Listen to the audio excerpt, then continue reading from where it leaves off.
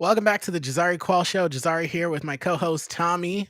We have a well, maybe not fun, but interesting conversation for you guys today or tonight about all the drama surrounding the adjuster and more. Mm, it's not a bad name, to be honest. So, He's smiling, people, because he's nervous. It's a very delicate topic. I'm not nervous. I'm not. I am. I I just like. am. Why are you okay? Go ahead.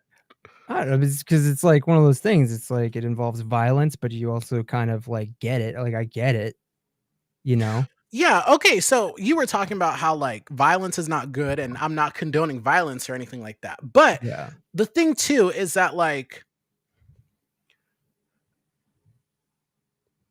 I No. like Here. Let me. some of the stuff. Okay. Go ahead. Oh, Go you ahead. go. If you got You your go yeah. ahead. Go. You go ahead. Yeah, you Well, I'm go. just saying. One of my heroes is Martin Luther King, and that guy was going to go down with the ship when it came to like nonviolent like Sure. protest, Mhm. right? And it's because he knew the system that he was dealing with. He knew that he had to somehow convince like the moderates, the people who look at like rash behavior and go, oh my gosh, they're so dramatic, even though the substance of their argument is right. He still knew that he had to go about it a certain way. And he was one of the most successful civil rights movements in history. Mhm. And it was because, I mean, it you could probably describe it as like passive protest. A sit-in is not something that's like inherently aggressive, right? I guess it's like passive aggressive, but that is somebody who really embraced the nonviolent civil rights movement, and it's arguably the greatest and most successful civil rights movement in history, you know? Yeah, okay. So the thing is that I understand violence is not the answer, but like I want to know why he did this because allegedly, I mean, his sister, I Mhm, got this from a source, a friend who sent it to me. Apparently his sister is a medical doctor. mhm. And so the thing is, okay, so the memes and like the TikToks and everything that people have been making, like sent like a few to you, Tommy, and it's just like some of these people, like some of the stories that they were putting in the comments were just like this surgery that I needed or whatever was not, you know, approved by insurance, and so now Yeah. I'm like, $80,000 in debt or something like that. Like Mhm.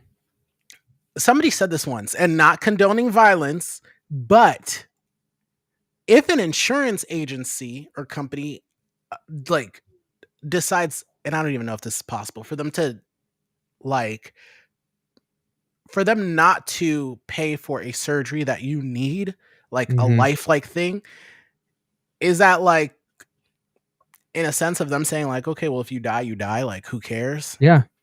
Yeah, I mean, that's what for-profit insurance is. That's their whole thing, is taking as much money as you can and keep as much money as you can. And that's why they just meticulously deny these claims on very strange grounds, right? I mean, Yeah. I saw a story of somebody, a child who was going through chemotherapy, and the health insurance, actually, the United Healthcare denied the doctor's request to pay for nausea medication. See Not that medically necessary. Yeah. see that's what I'm talking about. So like things like that. But this guy wanted to get caught.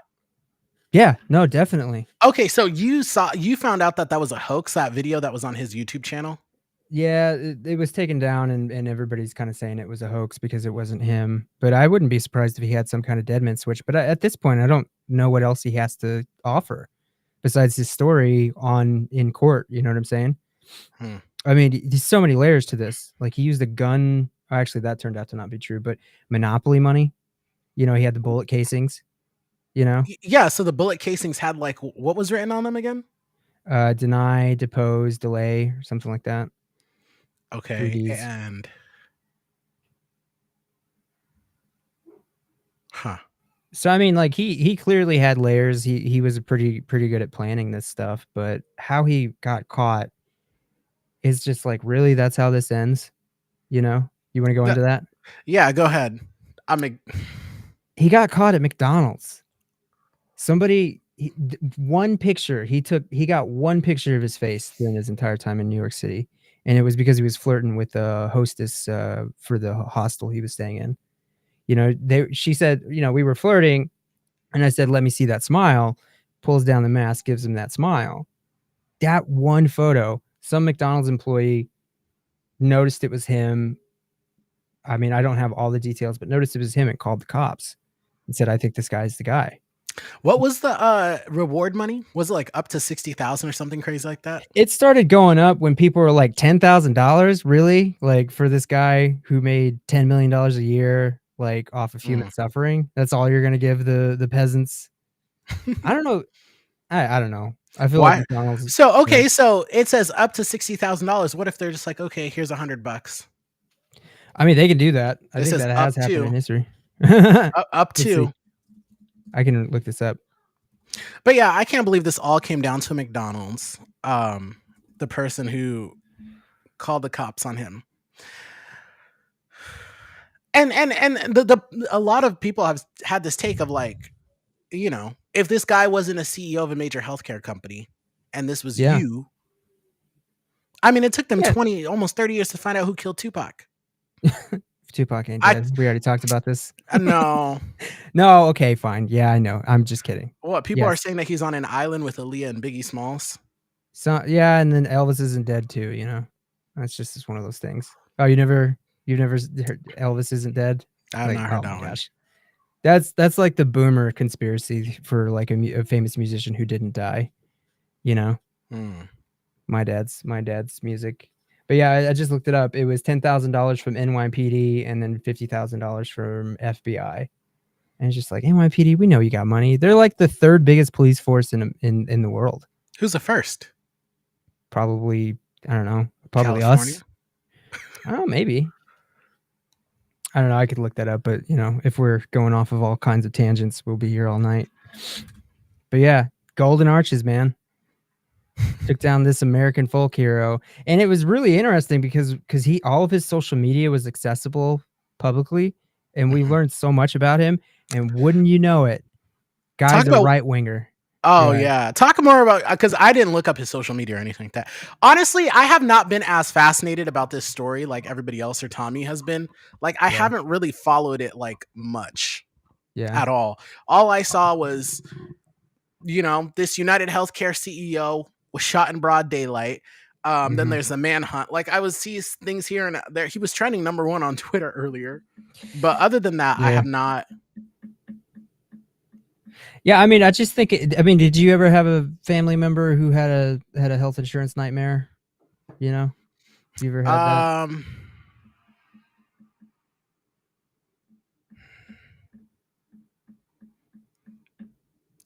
yeah, Yeah. Like, did they die in anguish and pain because they couldn't get the care that they needed, not wanted, but not needed? like not like that, but Yeah, my grandma went out that way. Yeah, really. yeah, she had like a type of cancer, and she just wasn't. She was just hit roadblocks on the treatments that she was needing. And I'm sure back then it was even more expensive than. Well, I mean, probably like lower quality care for still an exuberant amount of money. When was So, this? I mean, so I want to say it was before I was 12, so it's probably like 10, Oh, so probably 2001, 2002. Yeah, and that was like of all my grandparents, that was the most important relationship I had growing up. Um yeah, and the thing is like all my cousins, I got like 60 cousins, bro. Roman Catholic family on my mom's side, I'm you South know. Sudanese. I probably have like 5,000. Okay. Well, okay. It's a way to flex. All of my cousins all unanimously agree that we were our grandmother's favorite. Like I was such a grandma's boy.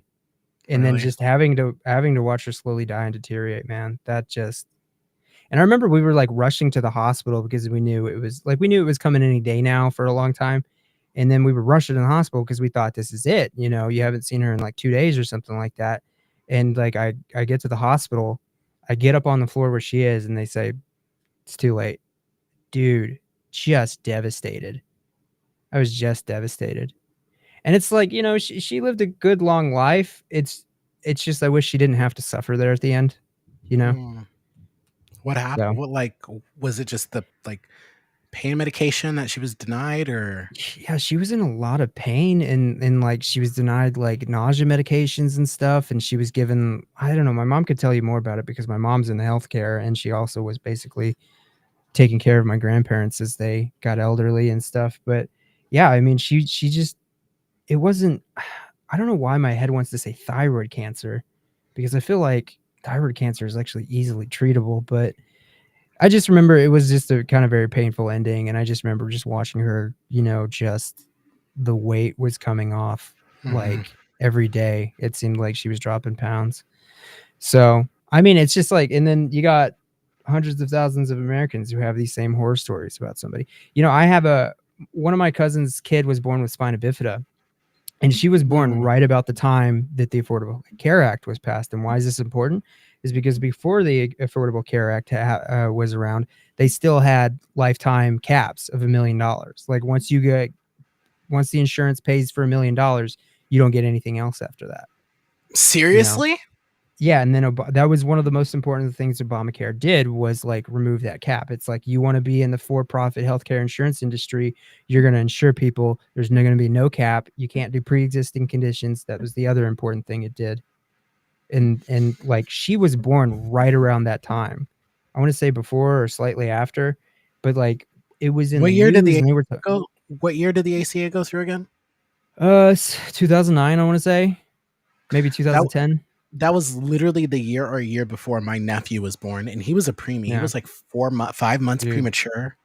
He was 1 dude. pound 4 ounces, like, I think before he left the hospital, like, he had Mhm. all like, his treatment had already surpassed $1 million. Yeah, and just think that there's somebody on the other side of that at the health insurance companies thinking like, how can we save as much money as possible on this preemie child? And it's just like it's an evil. Like even some of the most conservative friends I have agree that there should be nothing between us and the medical provider. There should be no middleman, nickel and diming and having medical companies basically inflate their prices so they can give exuberant discounts.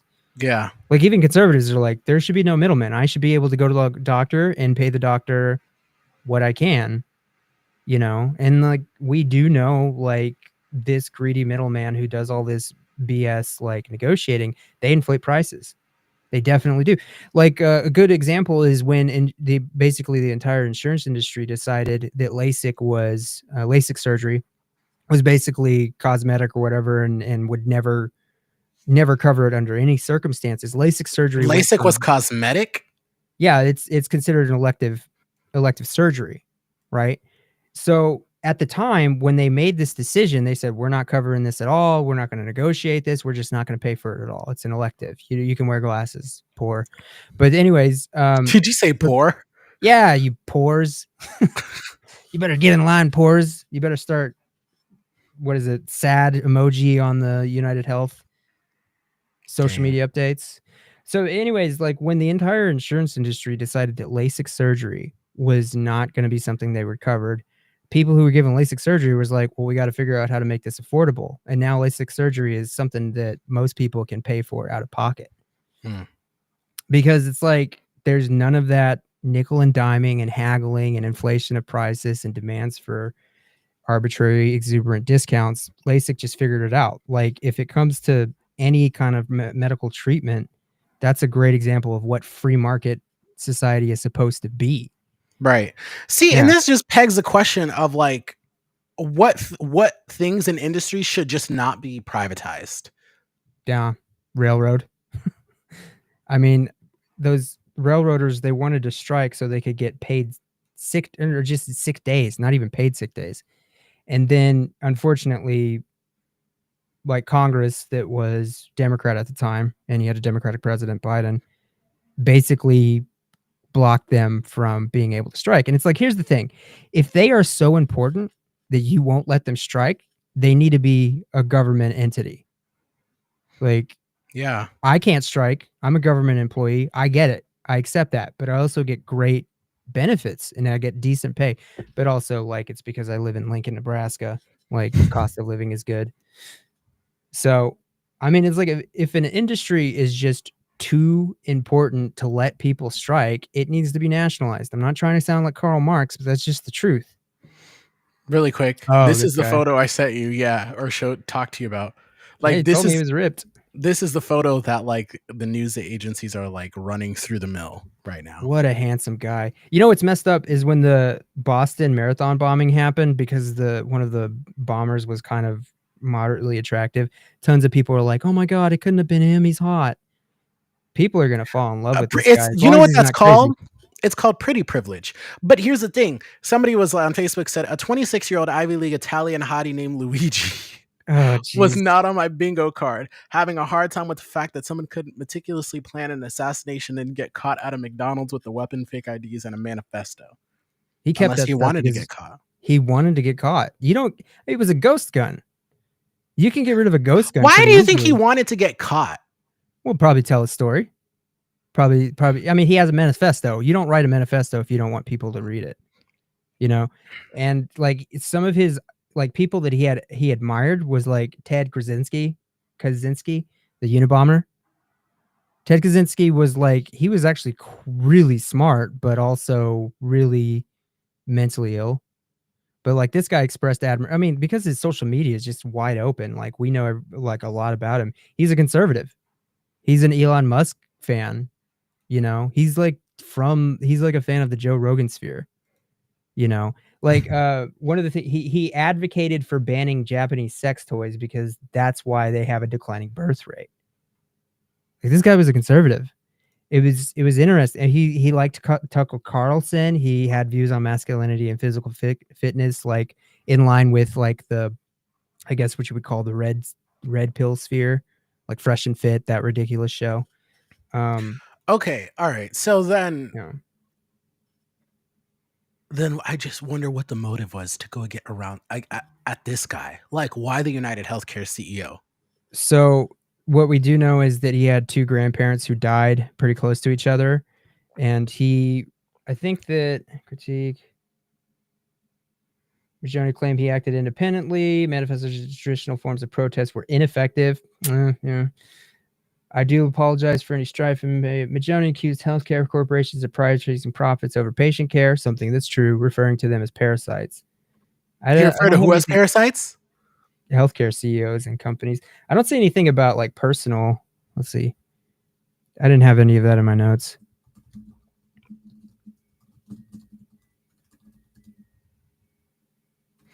I can't get that song out of my head. Oh no. it I didn't think it was that catchy, to be honest.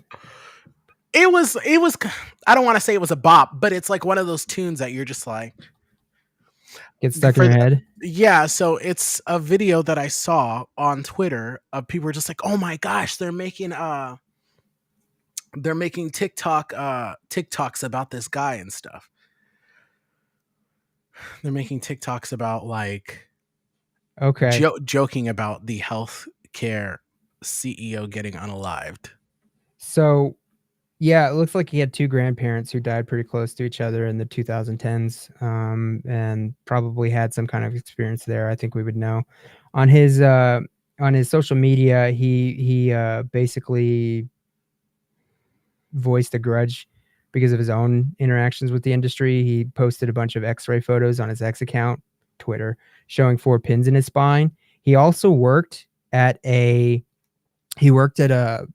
a long-term care facility for elderly people, and Oh I can yeah, I just did see that. imagine those places, unfortunately, most of the time are just nightmares. So, I mean, he probably saw some pretty grim stories. I mean, before Hmm. you can get on Medicaid, you have to basically go through your entire life savings if you're an older American. Um, you got to be broke, absolutely broke, to be able to get Medicaid. And I imagine, like, for an old person who saved all that money over their entire life, to see it just evaporate, and they're just saying, "Oh, it's okay, it's totally fine. You as soon as you have no money, you get it paid for by the government. Oh, by the way, Medicaid is also a notoriously pain in the ass."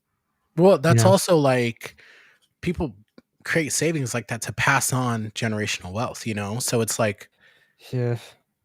I've heard I stories of mean, people who've just like older folks like in nursing homes yeah. pretty much saying just I like I want to be done because I Mhm. don't want to like leave my family nothing. Guillermo says Right. on Facebook, the problem of the healthcare, the the problem with the American healthcare system is we are pro profit and not pro human. Yeah. That's the thing about like a lot of American industries, like the whole thing that Boeing was undergoing. Mhm. I didn't mean for that to rhyme, but it did. So Uh, when you're looking at, oh, we got to pump out X amount of planes and we got to meet this quota and we got to deliver these and this. And like when you start looking at mhm. data and spreadsheets and numbers and money and counts of profit and record profits and things like that, you stop thinking that, oh, these are actual human lives that we're responsible for, right? Yeah. We are like these people are literally putting their lives in our hands to get them from point A to point B. They're paying for a service, but the number one our priority should be is safety, making sure everything is Mhm. safe. I watched the whole thing on the whole Boeing 877 Max or whatever it was, Mhm. and it was like they put in a just let me give a quick rundown. So, Boeing and Airbus are competitors. Airbus has Mhm. more international flights and stuff like that, or more by foreign airlines, I guess I should Yeah, say. purchasers, yeah. So, Airbus did a thing, if I'm remembering correctly, where they increased the size of their engine or something like that to create Mhm. a more efficient and like faster like flying experience or something. So, Mhm. Boeing needed to find a way to compete. And so they did the same thing, but Boeing planes are lower to the ground than Airbus planes are. Oh, And yeah. so it was creating like a thing to where the plane would just like kind of pitch down. And so Mhm. to counter that, they put some kind of like system in that would, pretty much this is what it was. So the plane would kind of Right. like go up like this. So they put in a Mhm. system to make the plane level out. Mhm. But they didn't tell the pilots this. I think they said they got like a 30-minute like video training on this plane and Mhm. took off. They didn't tell them that there was this system Yeah. that would level the plane. And so the issues were that one tragic one was, I don't know if it was Indian Airlines or Air I thought it India. was, like, Ethiopia. I wanna say it was, like, Ethiopia, no? There were two, I feel like. Okay. No, yeah, yeah, maybe, Indonesia? I know there was one was Ethiopia. I mean, I guess we could look it up, but it's, that's small Sorry. details. Sorry guys, my AI camera is like trying to like frame. But Yeah. and it's like triggering from my hand movements. Yeah. So pretty much they didn't tell them that the system was in there. And so the pilots were like, what the freak is going on? Because the plane is steeply like pitching down. And so Yeah. they figured out that there's a system. And by the time they were able to disable it, it was already too late. They had already like it was a wrap. And so that's Mhm. just what to come full circle. That's the whole thing about industries, right? When you start privatizing things, and not saying that the airline industry needs to be a government industry, but I mean, this also goes into the whole thing of like deregulation, right? And letting Mhm. people like get away with stuff to make more profits. I don't know. It's crazy if that makes sense. No, it makes sense, and, just to be clear, like, I do like capitalism, okay? Just not the unfettered kind, and I know, like, some of I my want a leftist private friends jet would one boo me. day. I want a private jet and I No, want a yacht. you Like, don't need a okay, a yacht, alright. I mean, some yachts are not that big, to be honest, like, everybody thinks that there's, like, these huge things, but there are some let me yachts show that are you. actually done. I'll show you guys because I can dream. It's probably not going to happen, but go ahead, Tommy. You Yeah, talk. I'll show you my dream plane. yeah.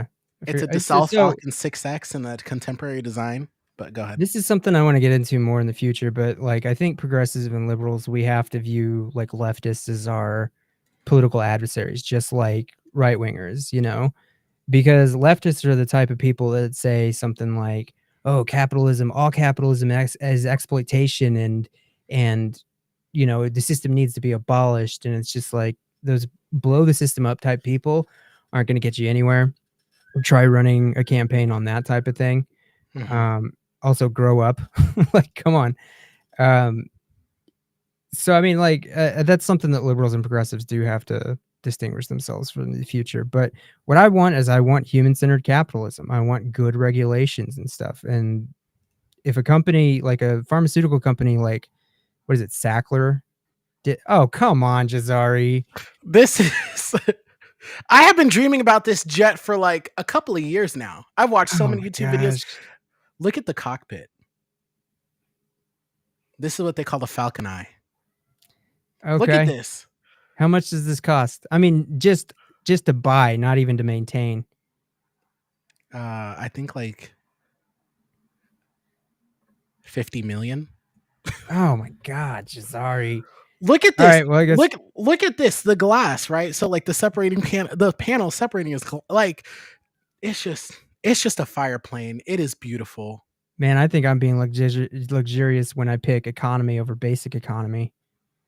You know, You don't want to I'm just hear what I'm Jazari. You flying. better, as soon as we're done with this, you better delete this episode because it's gonna. That's when I guess the communist revolution starts. They're gonna be like, ah, see, he was one of those ruling class people. Listen, Yeah, I can dream, right? So yeah, if dude. somebody's like, "Oh, I want this dream house," right? I want this nice, I want that Mm-hmm. HGTV dream house this year. That's okay, but I can't say that I want this jet. Bro, I just wanted a house with good insulation, and I finally got it. You know.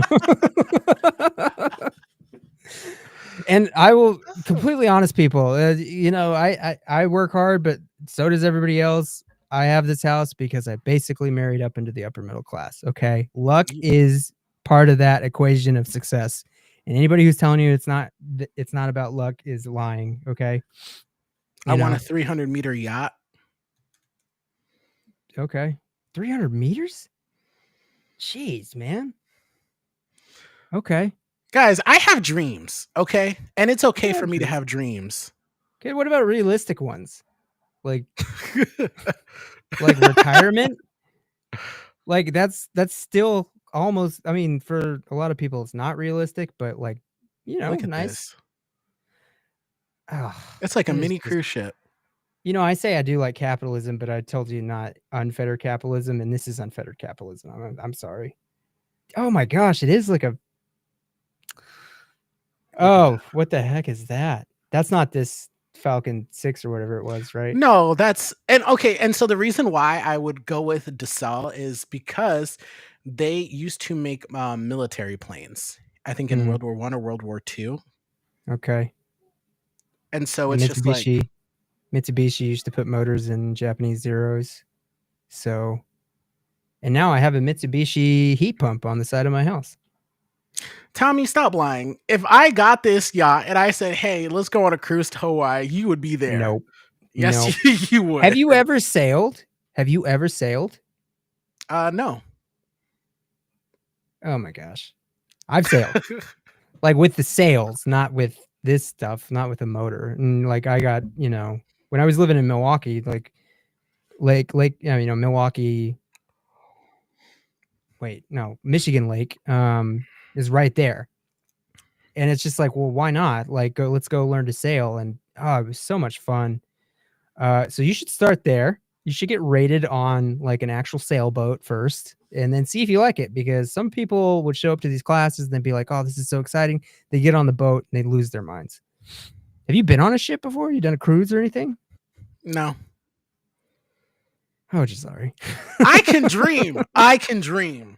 You might literally get on a boat for the first time and decide you don't like it. Oh, Wait, catamarans are cool, man. I've been on a boat before. Like what kind of boat? Just like one at the lake. Okay. I mean, And like, I feel like that has more movement than a bigger ship would.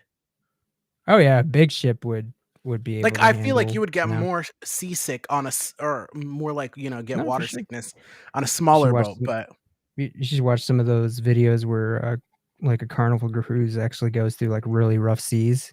It's amazing. I'm never going on one of those cruise ships, man. you've never Anyways, been on a cruise? I never want to go on a cruise. Why? It just feels like a tin can, like everybody's packed in like sardines and stuff. I would Catamaran. like to have a catamaran. Catamarans are pretty cool. Yeah. I've Um, always wanted to get like a small vintage yacht and like which I yeah. guess isn't that like a catamaran? No, a catamaran is like a double hull sort of thing, I believe. It's been a while since I've been into sailing because there's no actual sailable lakes here. Hmm. Yeah, I mean, we're Yeah, it's a literally in the double middle of the hull. country. Yeah, it's a watercraft with 2 parallel hulls. We're really off on the deep end here. Okay, Uh, yeah. to bring it Sorry, back, guys. it's just like, yeah, what we need is human-centered capitalism. We need Medicare for all because you can still be a capitalist country, society with Medicare for all. I mean, 36 of the 37 developed nations in the world have Medicare for all. I mean, it just makes sense. When I was younger and Barack Obama was promising the public option, I thought it was a good compromise. But at this point, I know that like administrative costs and all of the shenanigans that the private healthcare and private insurance companies would do to undermine it would I mean, it's just got to be single payer system at this point. Um, so, So, anyways, we're gonna learn about this guy. He's gonna get his day in court. I'm sure it's gonna be a high profile trial. Would it be a state trial? I I don't know. Would it? I mean, I guess he crossed lines. I don't know. I gotta look that up. That'd be interesting because if it's a state trial in New York, we're gonna get like direct video. Like we're gonna get to see this guy interact in a suit and stuff. dude, watch him wear that jacket. Yeah, man.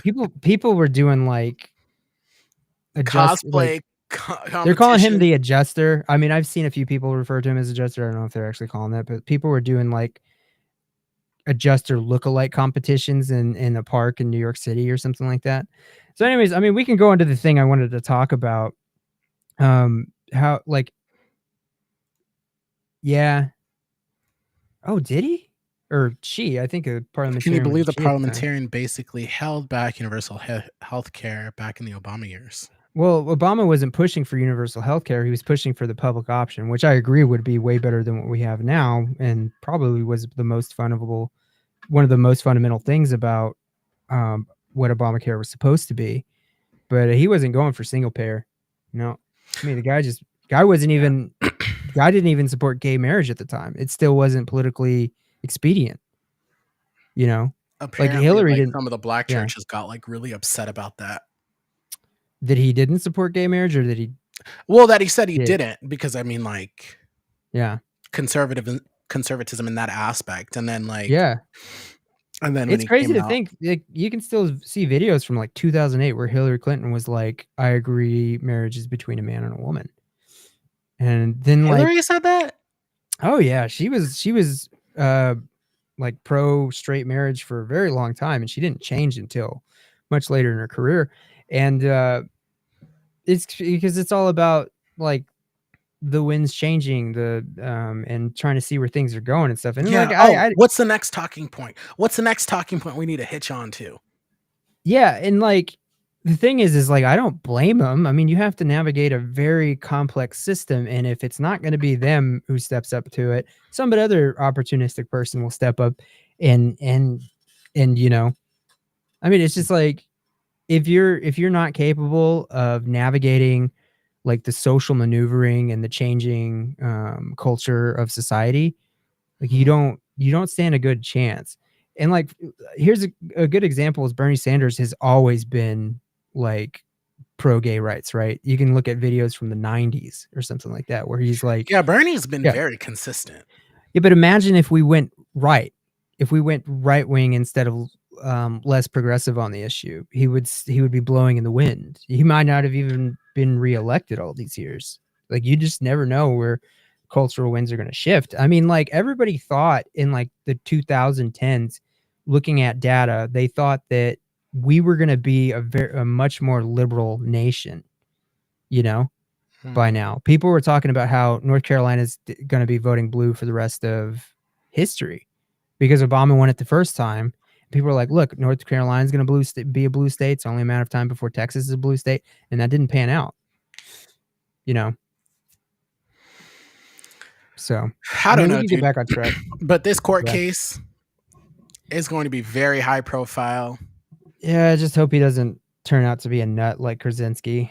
Well, I mean, the guy is was a valedictorian of his Ivy League-like class. I mean, but Krasinski was a very smart individual. I think he was a Harvard grad. Oh. Yeah, But man. this is if it's a jury trial, it's gonna be like a jury of his peers, right? Yeah, so it's like a bunch Yeah, of, New like, York. kids in their 20s. No, no, no, no. Just the citizens of New York, in New York City, more likely, or whatever county What do New you York mean? City is in. It doesn't have to be a teenager. It can be an 80-year-old who lives in New York as long as they live in that county, you know? Oh, really? It's not a jury of your peers? Yeah, jury of your peers isn't like specifically for like certain demographics. Like I'm sure a young person will get on there, but jury of your peers means like normal laypersons such as yourself, you know, people from the public. Okay, so what how does that so then do they like have when say your peer okay, so are there people on there that are kind of like in your like league or bracket? Mm-hmm. But sorry, say that again. Because if I remember right, like Donald Trump's trial, like the jury were like lawyers and doctors, like people who Oh, were like that was just random. that was I just the luck mean, of the draw.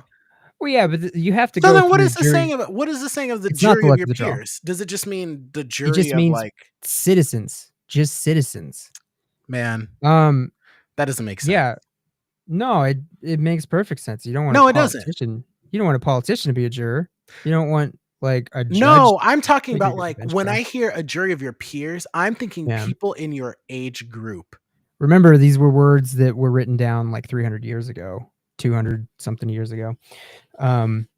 275. We're actually coming up on a 2025 is going to be a big one, like 275 years or something like that. But anyways, yeah, like a long time ago, a juror of your peers just meant everyday people, you know. But I mean, a lawyer is an everyday person mostly. You know, I actually do think lawyers are kind of freaks, but you know, um, but yeah, I mean, Okay. he's if this is a state crime, I do believe it's going to be the jury pool is going to come from people in the county. It might even be that way even for a federal crime.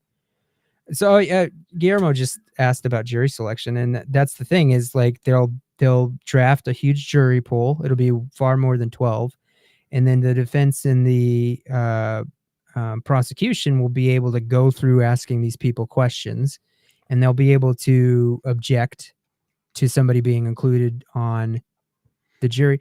Yeah. So Guillermo, like the philosophy is we need a diverse jury. We need people from all walks of life, races, religions, creeds, and stuff like that. We're trying to go for diversity. And this is why some people really complain. Like here in Nebraska, Cherry County is a county that's literally like twice as big as the state of Rhode Island, right? But you might live on one side of Cherry County and a trial might be happening on this other side of Cherry County. They will still call you for jury selection and you will have to drive many hours. And they say, well, why don't you just pick people who are closer? And it's like, well, because we randomly select you, you know? Hmm. We randomly select you and people are going to be randomly selected and they're going to go through jury selection and they're going to try to get 12 people and a few alternates. And that's peers. That's what peers means in that respect. It's not going to be a bunch of 26-year-olds who are absolutely shredded, apparently, you know?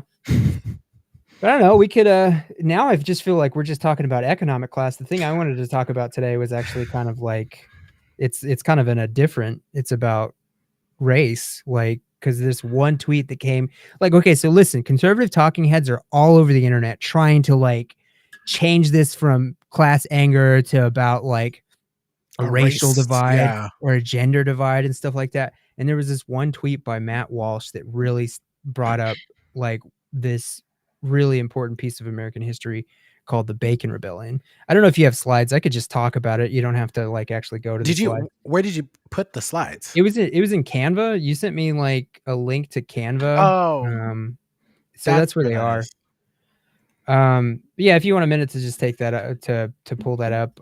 Hopefully it wasn't too much. I think it was like 5 pages. Yeah, just 5 pages. But it's one of my favorite stories in history, and it's something they didn't teach us in high school. It's something I had to learn, um, you know, on my own after I got out of public school. I remember them telling us about Bacon's Rebellion, but they didn't really tell us the full implications of it. So, Okay, sorry, I'm pulling it up. oh no, totally good. Yeah, they're coming. Jesus. So this was the tweet that just sent me back to like college history days. And while I do have a degree in math, it was a Bachelor of Arts, so I could study a bunch of history and not a Do you have a bunch of. degree in math? Yeah, I just don't use it. I didn't know Yeah, you but had a it was math degree. yeah, it's one of those things. I literally picked math because I didn't know what else to do. Like, that's just the truth. Whew. No, I'm serious. I just thought like, well, I'm math is telling you, well-rounded. Everybody thinks that's impressive, right? And I'm this actually pretty guy. decent at math. I don't know what I'm But gonna do. So let me go get a degree in math. I love that for you though. I mean, people show up and they have undeclared, and it's just like, why don't you just take your gen eds, which gen eds are also a ripoff, but and they said, why don't you just take a few classes, figure out if you like something, and pay us that high tuition money. But anyways, this is Matt Walsh. This guy is a right wing hack. I mean, he's just always trying to exploit divide. He only ever talks about hot button issues, and he's always trying to just get people to feel and not actually like be informed or anything like that. But this was just like a really bad effort to try to shift class anger back to like racial divides. And I just thought this was the most like low effort and pretty much worst attempts at that. It's just so plainly clear. They're just trying to say, oh, the left is praising first degree murder because it was a white male. And it's just like, it's not just the left, everybody conservatives. I mean, the guy was a conservative. You got moderates who are telling you their horror stories. This has nothing to do with race or sex. But, this guy's trying to go back to the old playbook because he's a mouthpiece for special interests, right? So it reminded me of the story of Bacon's Rebellion. And this is something I had to learn and write about in college. You can go to the next slide if you want. And I'll try not to keep it too in the weeds or something like that. But Listen, Bacon's really Rebellion. quick. Matt Walsh Go could have ahead. just said nothing. Yeah, but He could have just. he's gotta say it. He was at the Supreme Court hearing for Scarametti, and he was on there talking like he did a protest, and he was just Oh trying to yeah, call. yeah. Yeah, I saw that. I saw the and it was photos. ridiculous. And he wants to talk about trying to take care of the children, but it's just like, okay, why don't you ever talk about childhood poverty? Why don't you support universal school lunch? You care about the children, you care about taking care of the children, but you never talk about like the things that are like the biggest problems for them. Mhm. Anyways, so this reminded me of Bacon's Rebellion, and essentially, like the punchline is because of this uprising in which poor white people, indentured servants, and black slaves they banded together to fight this rebellion against a pretty repressive colonial regime. This was before the United States was like became the United States. It was anyways. I have a passage from a book that I really like, and I'll try to keep it entertaining enough. But anyways, here's the first part. In 1676, 70 years after Virginia was founded, 100 years before it supplied leadership for the American Revolution, that colony faced a rebellion of white frontiersmen joined by slaves and servants, a rebellion so threatening that the governor had to flee the burning capital of Jamestown. And England decided to send 1,000 soldiers across the Atlantic, hoping to maintain order among 40,000 colonists. This was Bacon's Rebellion. And so that scared people, that basically lower class peoples were coming together and saying, we're not going to be exploited anymore. We will literally burn this place to the ground if you don't respect us and give us what you want. It's a little more complicated than I'm going to make it out to be, but Is that on the next slide? yeah, if you want to go into the next slide, just kind of Oh, what it just talks about what it was. Um, So this is just key events. I'm not going to read off of a slide like some people at my job do. It's just like, I can read this slide. Why are you reading the entire slide? I'm just going to go big and into a few. organized. A military. Da, da, da, da. No, I'm kidding. Go ahead. Yeah, yeah. So another passage from the book. What made Bacon's rebellion especially fearsome from the rulers of Virginia was that black slaves and white service joined forces. All through those early years, black and white slaves and servants ran together, as shown by both the laws passed to stop this and the records of the court. Like the thing is like back then, like there was no subtlety when it came to like passing laws to try to get what you wanted, to try to like get people to be subservient, right? I mean, a lot of people were illiterate; they couldn't even read like some of the debates that were going on about this stuff. But anyways, a report to the English government in 1721 said that in South Carolina, black slaves have lately attempted and were very near succeed a new revolution, and therefore it must be necessary to propose a new law for encouraging the entertainment of more white servants in the future. Like this is written down and indisputable, right? Because it's all throughout the laws that were passed. It's all throughout the historical records and the debates that people were literally saying, y'all, we have to figure out how to divide these people, and we should do it via race, right? So Mm. it, To continue, it also makes understandable why the Virginia Assembly, after Bacon's rebellion, gave amnesty to white servants who had rebelled, but not to blacks. Negroes were forbidden to carry any arms, while whites finishing their servitude could get muskets along with corn and cash. The distinctions of status between white and black servants became more and more clear. They were basically making a racial caste system, a racial divide, because they didn't want these people to like band together anymore. They wanted to make white folks feel like they were inherently better than black folks to keep them from like revolting right together. So anyways, reading a little bit further, racism was becoming more and more practical. Edmund Morgan, famous like historian, on the basis of his careful study of slavery in Virginia, sees racism not as a natural to black and white difference, but something coming out of class scorn and a realistic device for control. Quote, if free men with disappointed hopes should make common cause with slaves in desperate hope, the results might be worse than anything Bacon had done. The answer to the problem, obvious if unspoken and only gradually recognized, was racism, to separate dangerous free rights from dangerous black slaves for a scream of racial contempt. I don't know if you could make the argument that this is like the paramount event in American history that basically pretty much wrote the blueprint when it comes to dividing people by race.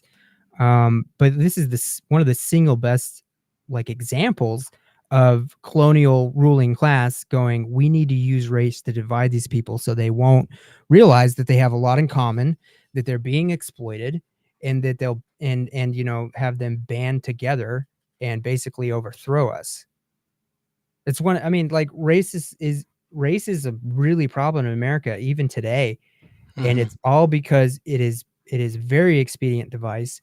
And this Matt Walsh tweet. Oh, I kept on forgetting to tell you to go to the Go to the slides next or slide. something like that. Yeah, sorry. Um I mean, this is just like a summary on how they shifted to racial divisions, and it's like they codified race-based slavery. Like indentured white servitudes at the time were like very common.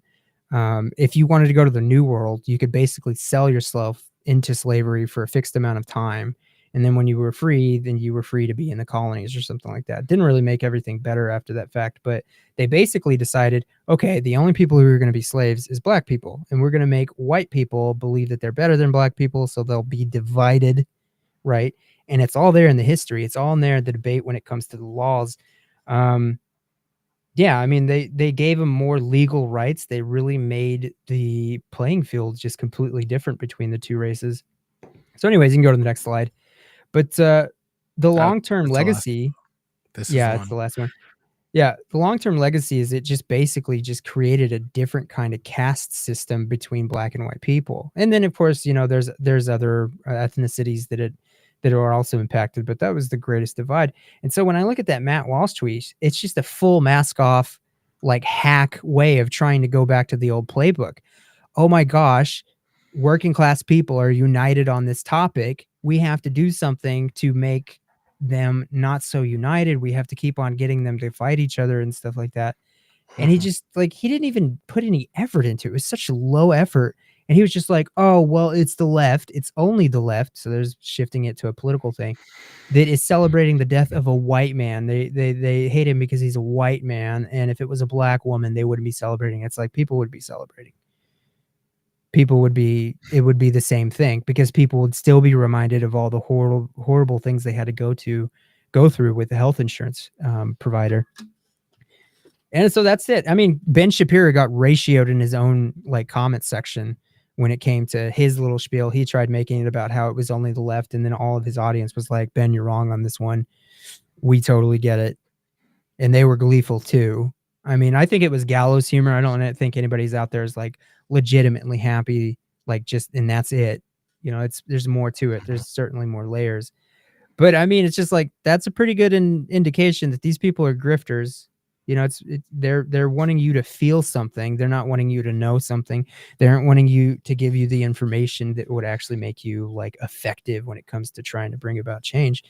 And it's just like, when it comes to taking this on, progressives and liberals really need to start investing in new media because it's absolutely dominated by the right. And, like, I really hope that we can actually give them substance. I mean, I think that a lot of progressive content makers are also just going for, like, hot button issues and takes and stuff. But anyways, Mm. what's your take? What's your reaction to the Bacon Rebellion? I mean, very I glaring think moment in I mean, history. it reminds me of how, like, what was that saying? Like, if you could teach a white man that he's better than, Get Robin blind. I think that if was, believe it or not, I think that was an LBJ quote. Um, and he wasn't saying that because it was a gleeful good thing. I mean, he is somebody who really helped the Civil Rights Act pass. He was just telling you how it is on that one, if I remember the quote correctly. Um, yeah, I mean, I think it's the whole thing too. Like, I keep telling you, like, I came across this, post that was like, what happens when a majority of the country can no longer afford like living expenses or pretty yeah, much like just live, and yeah, that's where you get things like Le French Revolution and stuff like that. But that's what you mentioned. But I don't know. I think it's just one of those things too. It's like I said, he didn't have to say anything, but I think he mm-hmm, just wanted to get in on it. Cause I mean, if you look at everybody tries to capitalize off a situation like this, mm-hmm, and mm-hmm, I'm sure he gets paid off of engagement on X and all this kind yeah. of stuff. So I think it's just about trying to capitalize on a movement. Um, No, for sure, but but but it's never this glaring, you know? yeah. Oh, it's not. And that's the crowd that's always like, "Oh, why does it have to be about race?" Right? Like, Mhm. and now they're using that as a tactic to like whip up their base and things. But Yeah, like you said, it fell flat for a lot of them because, yeah. you know, getting screwed over by health insurance companies is something that like transcends political and, Mhm. Yeah, I transcends mean, it's political one lines. of the most effective tools in American history to keep people at each other's throats, Abortion became that, and, like, it was after Eisenhower. I think it really took off with, Reagan. I don't even think that, Richard Nixon talked that much about abortion. It was a an LBJ quote, by the way, and it's, "If you can convince the lowest white man he's better than the best colored man, he won't notice you're picking his pocket. He'll hell, give him somebody to look down on, and he'll empty his pockets for you." And it's just like, damn, such a cold quote, but so true, you know? That's crazy. People went to the polls, um, and I'm not gonna tell you it was the main thing because I can't prove it, but race and gender definitely played a role I think it was in the this main thing. election. No, the main thing was, I mean, and I have numbers to back it up, is the absolute cratering of the youth turnout. We had 3 consecutive election cycles of record-breaking youth turnout, and places like Tufts University, and there was one other places, they really keep a keen eye on youth sentiment, especially the 18 to 29 demographic.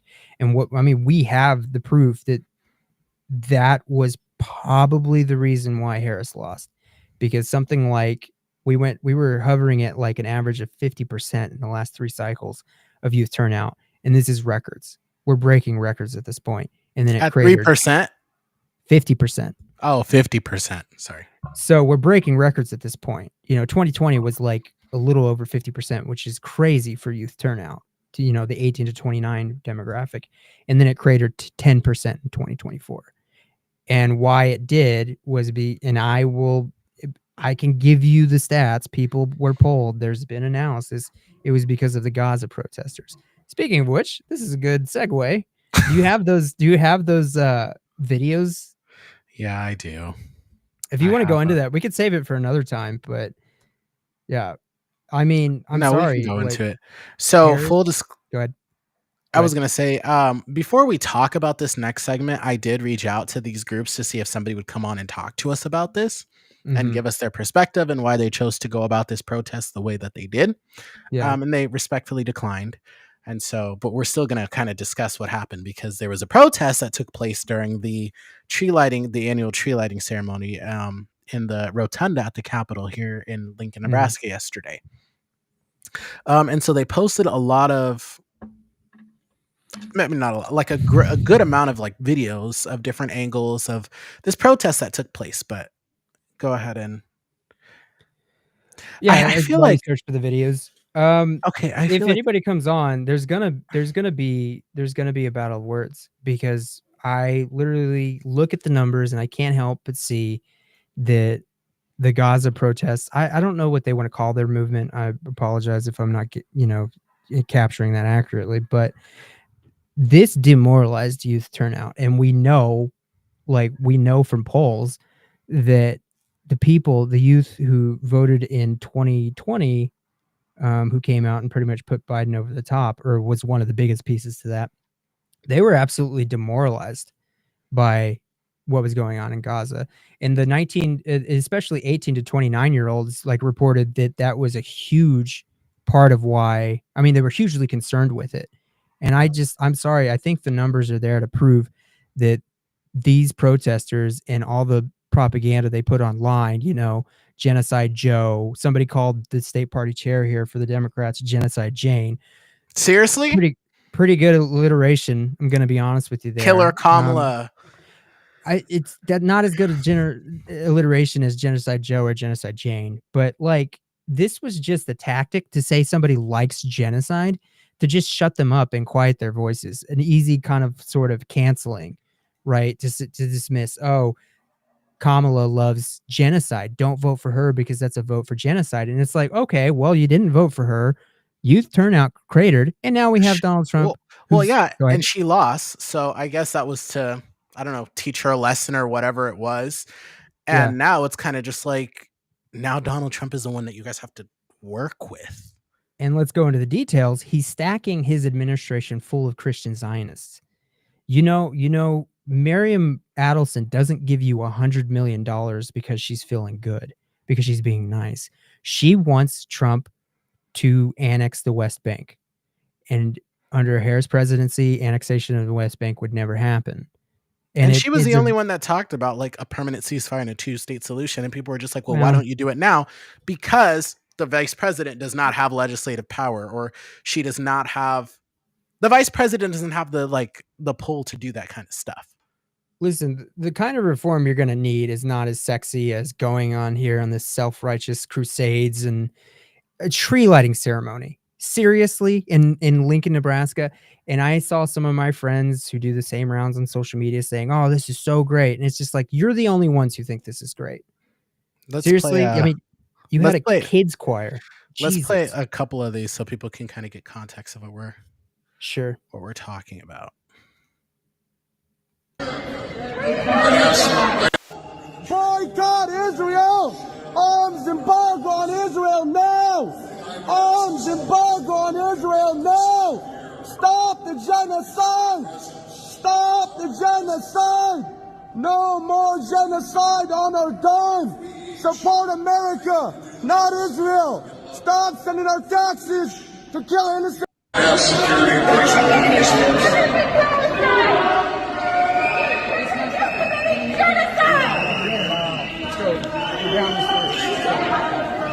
Getting back to much and recognize how our best friend is Jesus. Our best friend is Jesus. If we talk to him every single day, if we talk to Jesus multiple times a day, That is so he annoying. shows us the light. Free, free Palestine! The more we talk to Free, him, free Palestine! Jesus was I mean, All right. Well, there's that high and tight. that's not him. That's not him. But it's high and tight.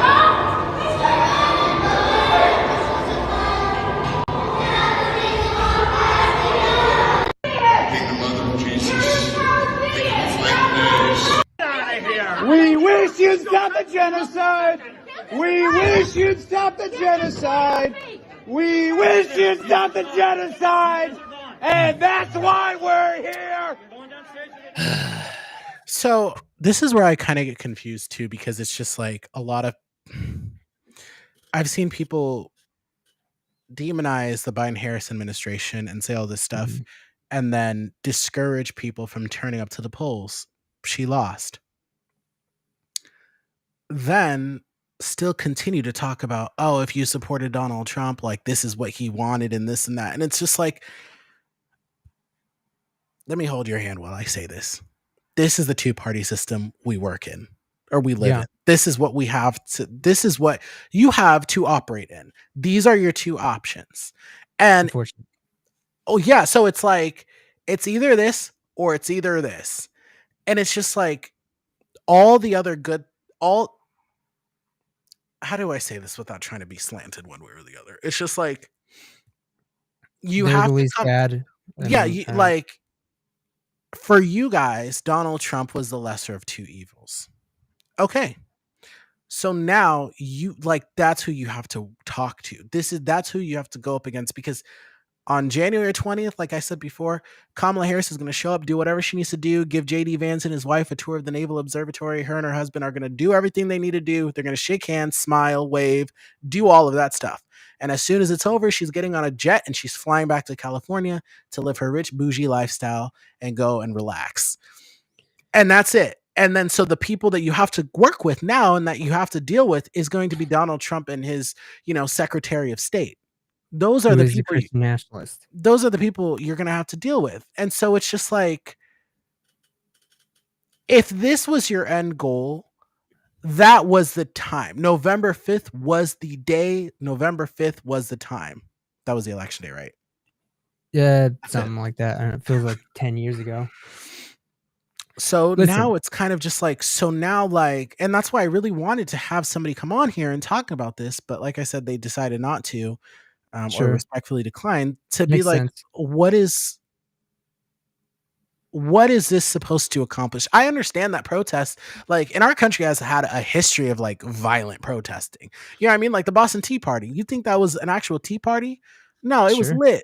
So it's just like I get that, but at the same time, it's just like November 5th was the day.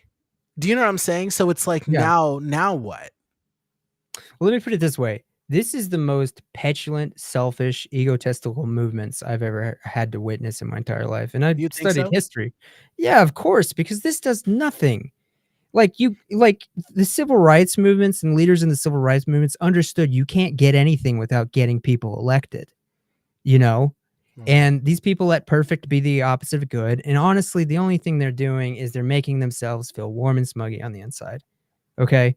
Youth turnout crashed because of this. I'm sure these Killer Kamala and Genocide Joe, I'm sure that played ad nauseum on like TikTok and other social media. Mm. Listen, a friend pointed out to me, a very smart individual told me that if these people were alive back in the civil rights era, they would deride MLK for being too passive. You know, they'd say, well, first of all, we need to tear the system down and we need to be more aggressive and we need to get into people's faces.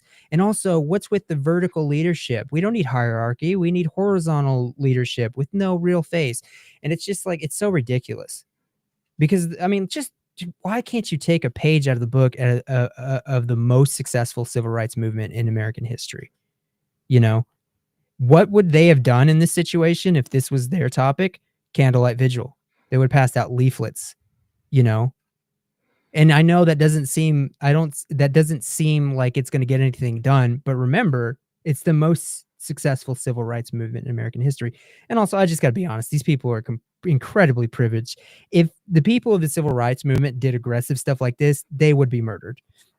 Legally murdered. You're absolutely Yeah. privileged you're able to I be mean, this even aggressive. I mean, just like yeah, even just like the bus boycott, right? Like Yeah. just sitting in the seats, Boycotts, not yeah, doing anything, just sitting in the seats and getting arrested and beat, like and getting yeah, dogs sicked on you and being hosed with fire hydrants and stuff. yeah. Like, To their credit, they are doing some boycotts, but this is the thing. Yeah, sit-ins, Guillermo. I mean, it's just like that wasn't aggressive in your face. They just sat there and it helped change American history. It's like this is have you aggressive in have your you face. seen the There's little die-ins? kids there. There's little kids there. And like we know from child psychology studies that this type of aggression just it might seem like such a small thing, but these kids are not gonna understand what's going on. They're gonna be turned off to protesters. They're gonna remember these people as aggressive, and they're also incurring some trauma. Like, little kids, like, they take some trauma in when they see this really aggressive things, and it's just like, none of this is really a tree lighting ceremony in the capital of Lincoln, Nebraska. And online, the people that support this say, well, you're supposed to create awareness and it's supposed to be inconvenient. And it's just like, who doesn't know about the Gaza situation right now? Right? Marches too. Mhm. Guillermo knows this history. And it's just like, you want to know why the Democratic Socialists of America don't appear? Yeah, actually, the marches, the Million Man March, right? Like, And they were, I know there were race riots. I get it. But the civil rights leaders who were most successful understood, unfortunately, you need the moderate. You need to be able to have people get elected to Congress. Okay. really quick, that guy, the adjuster, Luigi, Yeah. his Twitter following has skyrocketed 220.1K. Guys, he ain't tweeting.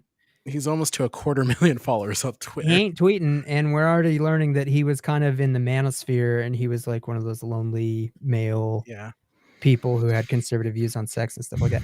But it's just like what are you accomplishing when you're going to do your little protest at a Lincoln City Council and you're going to talk about genocide at city council? I mean, some people in San Francisco were successful in bullying their city council into passing a resolution for a ceasefire or something like that.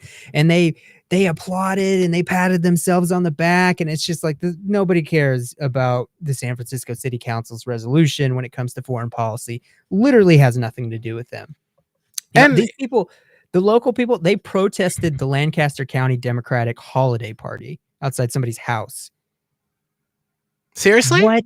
Yeah. I think the tactic is I think the tactic. I was there when I was. Still, you were. You were there when that went down. Yeah, I walked in and they were staying on the sidewalk and they weren't being overly aggressive at the time, so I give them credit there. But it's just like, guys, show up to a Lancaster County Democratic Party meeting. Like, you're gonna understand that you didn't really make anything happen there. So, the other thing, like, no offense to them, the other thing about all of this, it's like, this is why leadership is so hard. Like, for instance, the way Harris campaigned, like, she had to be strategic about it, right? Like, she couldn't come out there and be like very in your face, like how people would want her to be, right? Like, there's a method to how you go about doing this. Yeah. And her saying she wanted a 2-state solution and a permanent. Is my mic like going in and out? Yeah, it's going in and out. That's what I'm hearing. So her saying, she's going to advocate for a ceasefire and a permanent ceasefire, and thinking a 2-state solution is the best option moving forward. Trump didn't say that. He didn't say anything about all this. He's like, oh, I just want it to end, but he never specified how he wanted it to end. At least you got her on record saying something. Whether or not she lives up to that is what it is. But had she came out and said all the things that people wanted her to say, I mean, things could have escalated there and we could have gone to a hot war with Iran, right? Like, could have, like, you have to kind of like balance this line of signaling, I see you and I hear you, right? I got you. Relax. This is what I'm going to say, but know that I see you and I hear you. At least she signaled that. And honestly, like, do I feel like she would have like followed through with everything? I don't know, but I don't take her as like a disingenuous person. I feel like she's an actual empathetic leader. Sure.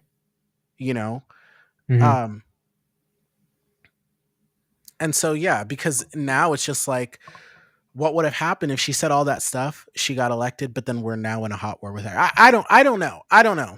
I'm not running for president. Never will probably run for president. But you get what I'm saying. So here's an interesting thing. Like, I think close to a year, it was closer to like 6 months after the October attacks. Like, Gallup did a poll. It was Data for Progress did a poll. So it was December 2023. Data for Progress did a poll and revealed that 61% of likely voters supported a U.S. calling for a permanent ceasefire and de-escalation of fraud. But they also found that 50% of U.S. adults approved Israel's military actions in Gaza, 45% disapproved. And a whole year later, in December 2024, it's the same. It's 50% approved, 45% disapproved, 5% don't know or didn't respond. You haven't moved anyone. Getting into people's faces, screaming in their faces like this, it doesn't fly. They don't think about your message. And not to mention, Americans are living paycheck to paycheck. The economy and immigration are at the top of their priority list, and this is at the very bottom. You know, you got to get people elected. And what you did is the opposite of that. You got a bunch of Christian Zionists elected. And you have to, I mean, there's just conclusive evidence of it. So I've heard people say like, oh, like, at least I can go to sleep knowing that I voted, for Jill Stein and I didn't vote for either one of them. And I'm like, but that doesn't really like change anything. Like that doesn't really help anything. Jill Stein is a vapor candidate. I'm going to email her and see if she'll come on. She went on First Guy Omaha. Like that live stream show they do out of Omaha, she went on that. Yeah.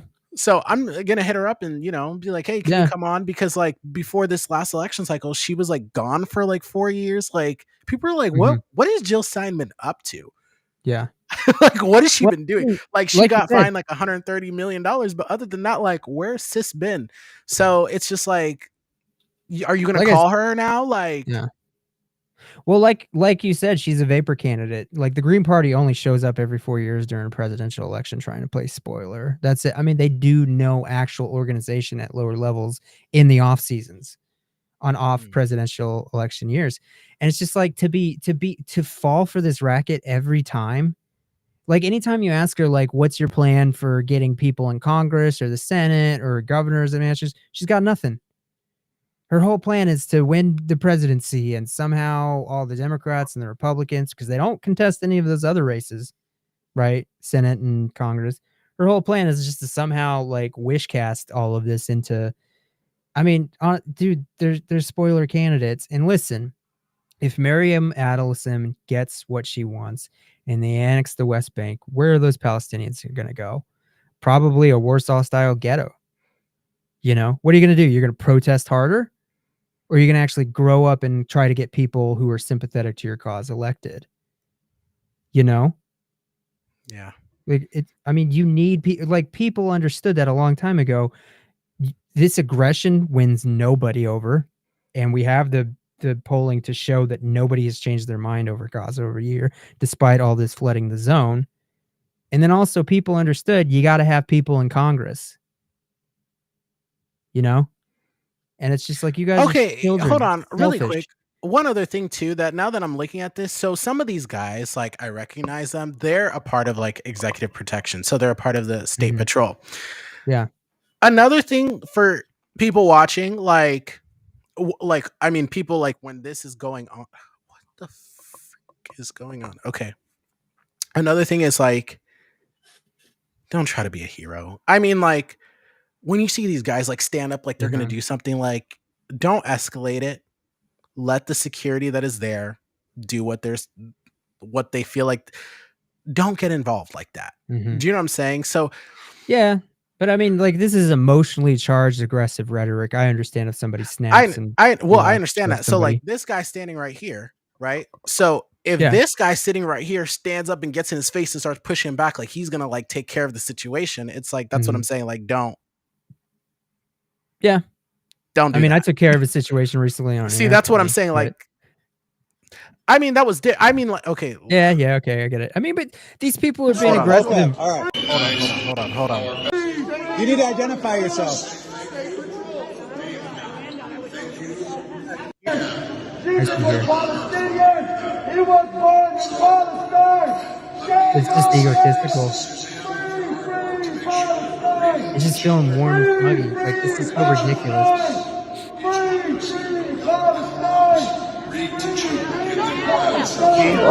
Whoa, you don't leave him alone. You're not a security guard. Hey, you're grabbing him? Okay, all right. You need to identify yourself. Do you know what I'm saying? It's just like, dude, like, why did you stand up? Because like at the end of the day, couldn't like you technically assaulted the guy? If the guy's standing there yelling, in the rotunda of the people's house, and you get up and you grab him like in an aggressive yeah. manner. Plainclothes in NSP who was there. Yeah. Listen, man, this isn't changing any ideas. Take a page out of the civil rights movement book. You got to have moderates. Try running on this. Try running for office on this. You want to know why the Democratic Socialists of America aren't actually a political party, even though they behave like one? It's because they know they could never get elected with their ideals. They don't actually sign up and run candidates. They're not registered political party, as far as I'm aware. Maybe they changed their mind because they know you can't get elected off of this. This is just selfish. This is just making yourself feel warm and smuggy, like you're doing something. But then, we have a good chance at Gaza being settled and the West Bank being completely annexed. And Israel just pushed into parts of Syria as the Assad regime just collapsed. You're doing nothing. You're accomplishing nothing. You need allies in Congress. And sorry, if you want somebody to be elected that is going to be sympathetic to your cause, you have to convince moderates. Just this blow up the system stuff is childish. It's selfish, and you might have just made things worse. And I understand you can't go make that case. Hey, you know how it's a nightmare over there? And it is. It is a nightmare over there. It is genocide. I agree with all of that, even though people tell me I'm a lover of genocide because I dare oppose them. Like, I know trying to argue, hey, you know how it's a nightmare? Well, it's going to get worse. And it's just like, it's already a nightmare. How do you reach somebody like that? But at the same time, when we get there and when it is worse off, and I hope I'm wrong, but when it is worse off, that's when we can tell you, like, dude, we told you it was going to be worse and it got worse. But I'm glad you felt good at your little drum circle protesting in a place where it didn't matter. City councils, holiday parties for a county party. If you really want to do something, I mean, sorry, I'm a little emotional. No, right it's cool. Like, go to the people who actually have like the real power. Like, the city council does not have power over this. Yeah. Your U.S. senator does. Here's the your problem. U.S. congressman. I mean, when you go to federal representatives, like, yeah, they actually, can speak with the Secretary of State. They can actually get in contact with these people. Not saying that the governor can't, but it's just like, why would he want to after this? This is yeah. I mean, listen, it's not sexy, but you need reform before you're going to get. I mean, our Congress is captured by like AIPAC and the Israel lobby. It's just true. But how do you take that on? Is it yelling and being aggressive in front of kids at a tree lighting ceremony? No, it's not so sexy reforms. It's money in politics. It's gerrymandering. I mean, publicly financed elections. If you want everyday Americans who actually care about this stuff to actually be able to do anything, you got to pretty much take on the fact that our Congress is captured by a bunch of special interests who never want to give you what you want. So, okay, so I might have missed it. So then how do you go about that? Like, how do you go about fixing that? Well, I mean, you got to get examples of how these reforms can work. And we already have examples of why gerrymandering is bad and why we should get Congress to pass legislation to get rid of gerrymandering, ban it across the nation. But, it's not very sexy. Doesn't really get clicks, When it comes to money in politics, we can all agree that Congress is captured by special interests. But what do? Well, we can't do defensive legislation to like make sure there are caps and huge, like better disclosure statements. But what we can do is publicly financed elections. And you can actually get that happening at a city council level. You can do that. Like I was trying to convince the city council that they could do something like ranked choice voting. And I've since changed my mind on that. But you can do all kinds of things at the city council level. And you can pass the publicly financed election program like they did in Seattle. And I think they do it in New York City too. You agree to moderate spending and raising caps, and you get access to publicly funded. So you mean like ranked choice voting at the city level? No, that I was originally a proponent of getting ranked choice voting in Lincoln, Nebraska, and we had lawyers look into it to see if it was permissible. And like actually, a city of the primary class, which is what Lincoln is, actually has their laws. I'm putting you to sleep here, but the laws that dictate you're not.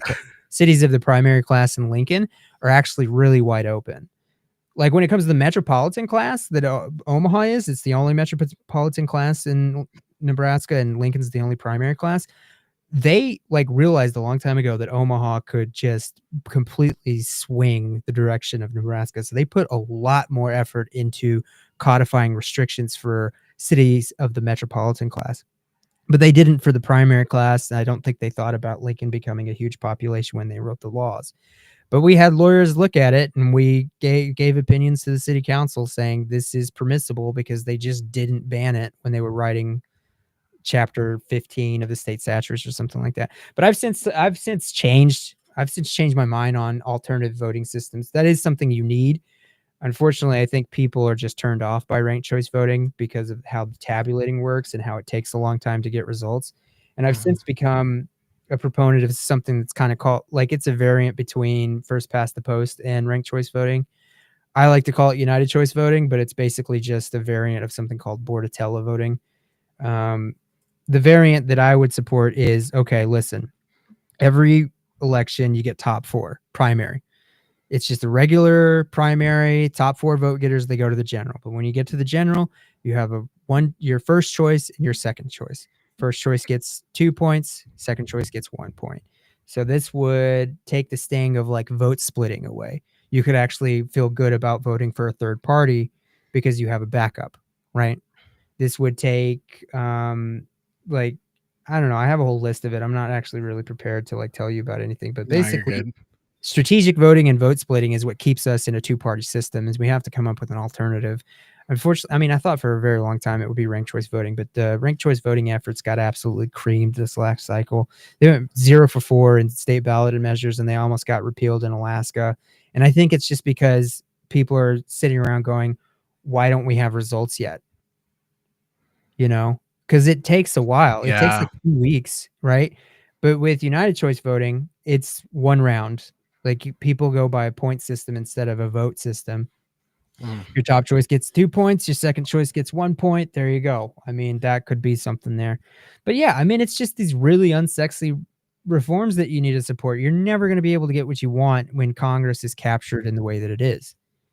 Why don't you work on that? Really quick, I do want to show this video because you were talking about, how you get, like, how some forms of protesting are not conducive to your message. So this is Peter Protester crashing Pharrell's Piece by Piece TIFF premiere. You're right. You're right. You're right. You're right. You're right. You're right. Pharrell. Yes, you're right. God bless you. Oh, Jesus. God bless you. God bless you. Okay. Rome wasn't made in a day.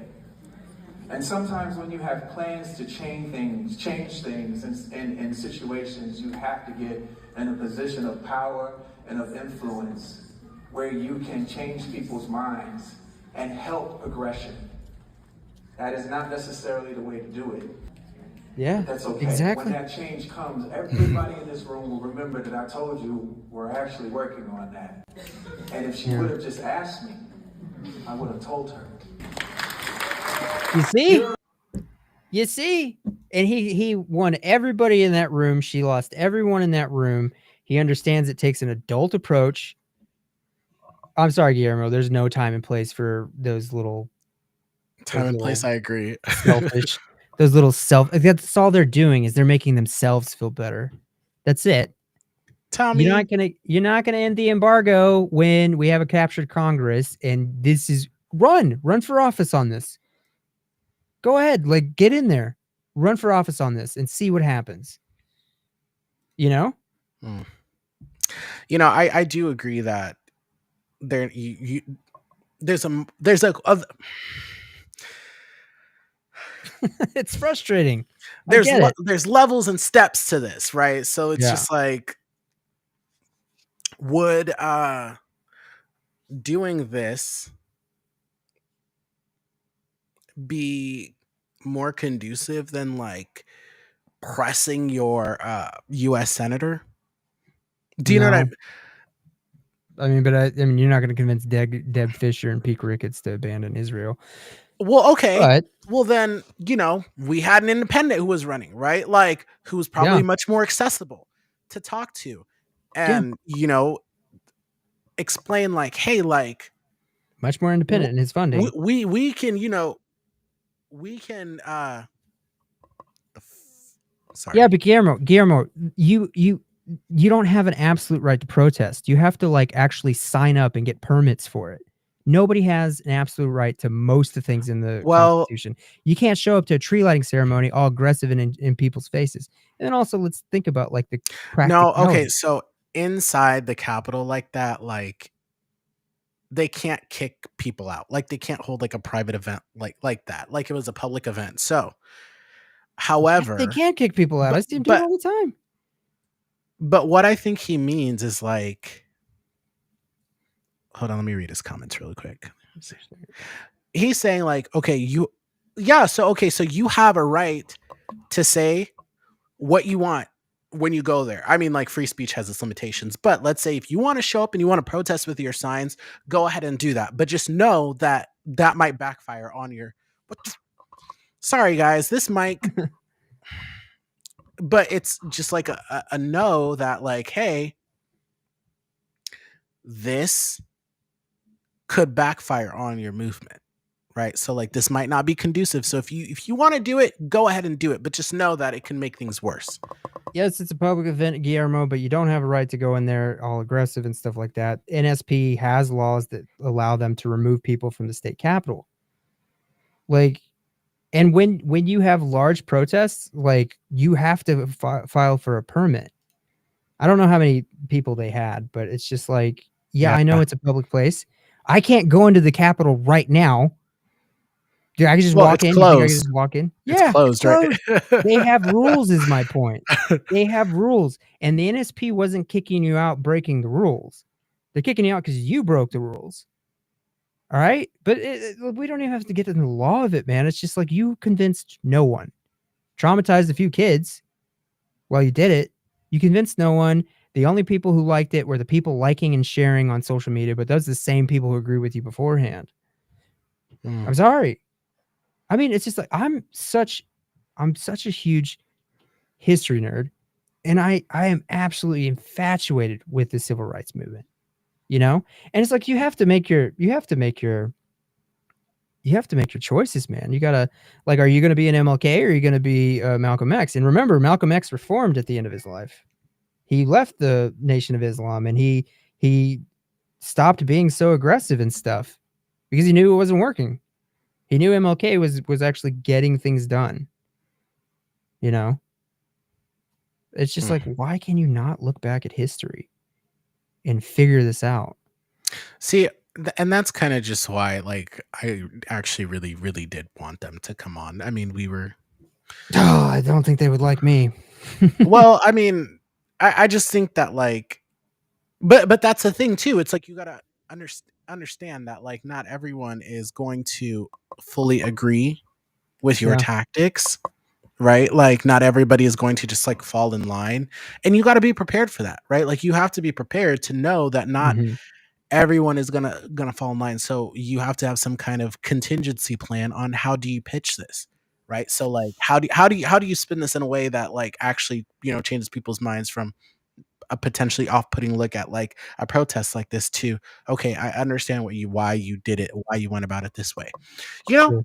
I mean, just silently being in the corner or along the wall holding up a sign could still have the same effect. People are still going to see it. People are still going to hear it. Yeah, Guillermo, he was shot by the Muslim Nation of Islam because he left the Nation of Islam and disavowed like the aggressive tactics of the Nation of Islam. Or was it the Nation of Islam? I don't know. Sorry, I'm just so entertained. I don't know, by the comments. I'm so distracted. I don't know. Yeah. These people are clout chasing. They're chasing likes on social media. I mean, come on. A public opinion and support for Israel has not dropped. Okay? It hasn't. And now you have a bunch of Christian Zionists who are going to be running the government now. Congratulations. Mike Huckabee, he's so far much of a Zionist, he's probably going to make people in Israel feel, wow, this guy's weird. He's so into it. He's going to be the ambassador to Israel. Congratulations. I'm glad you tanked youth turnout. But hey, you made a point. You stuck by your ideals. Great. Does it never occur to people that you can protest and protest and protest somebody vote for them because you know you're doing harm reduction, and then keep protesting them. Did that ever occur to anybody? No? Okay, fine. You know. But yeah, whatever. Whatever. I mean, I have some feelings about it. I have a few takes, you know. I try to keep Yeah, sort of I know you polished do. composure, but go ahead. No, it's cool because I mean, I It's all can't deal right. with this I mean, meme. we should probably call it good here in a little bit anyways, but it's just like Yeah, I hope they hear this. I hope we can have a discussion, and I hope I could let them know that like you're not doing anything conducive. There's no production here. Opinion polls haven't shifted at all. And you like I've pushed back to some people, and you so know what their okay, go-to is? Go ahead. what's their pushback? Their go-to is to tell me that I love genocide. And it's just like, are you just trying to quiet me? Like that's your trump card? You're not going to engage? I mean, that's kind of 'Cause just like you're anti-Semitic if you criticize anything. same thing. Yeah, no, that's the same thing that they're being called anti-Semitic. But now you got people like Marco Rubio, Ellis Stefanik, Pete Hegseth, maybe. I don't know if he's going to survive. These Yeah, people these are the people who call the people of Gaza scum. They call Gaza a breeding ground of horrible anti-Semitism. They're going to be leading our government now. Congratulations.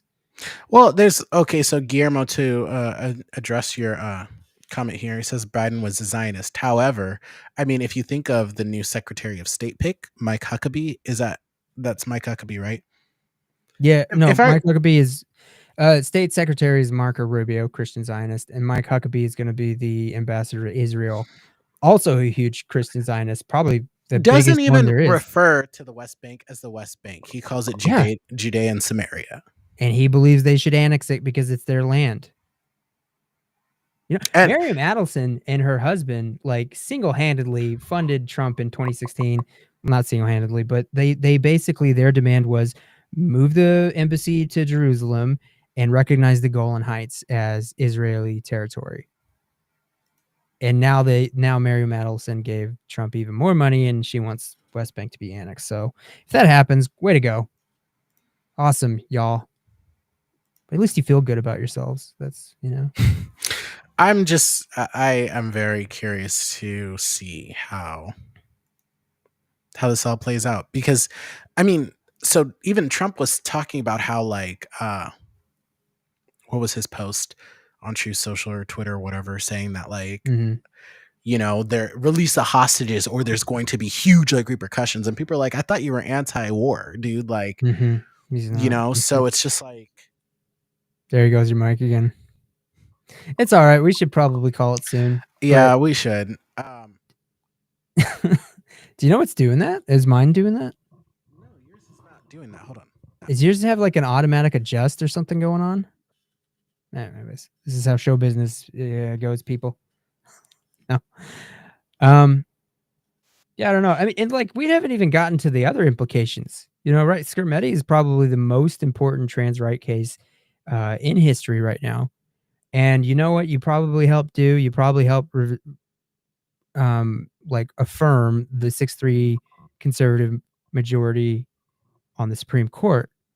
I mean, like, I think it was Alito who asked the Solicitor General in that case, "Hey, you know, could the state pass a law that says not even adults can get gender affirming care?" And the Solicitor General of Tennessee said yes. Okay. And if Thomas or Alito or both of them decide to retire right now because we have a Republican president and a Republican Senate now, you're going to get worse. I know that's hard to imagine, but there's a guy named Judge Ho from the Fifth Circuit. He's on the short list, and he is bat crazy. Yeah, you know? And it's just like that's the other implication. You know? And there was a decent chance, a good shot that sometime in my life we could see a liberal majority on the Supreme Court. That chance is probably gone now. I'm probably never going to see a liberal majority on the Supreme Court. So I'm mad about it. Yep.